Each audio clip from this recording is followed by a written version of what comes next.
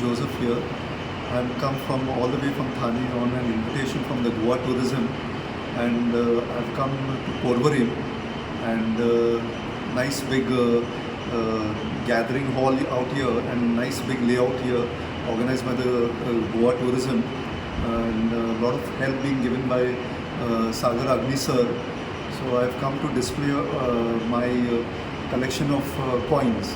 These coins are mostly from the Maratha period, starting from Shiv Kalin, Sambhaji Kalin, Rajaram Kalin, Peshwa Kalin. Peshwa Kalin is like when the Peshwas ruled most of India, and those coins are mostly of copper, silver and gold.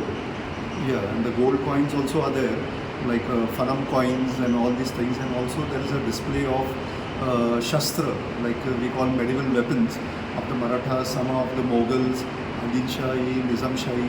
So there are these old Maratha talwars, pattas, sang, katiyars, peshkabs, and all these things. And also I want all of Goa, if not all of Goa, all the students of Goa from various schools and all, take advantage of this exhibition organized by Goa Tourism.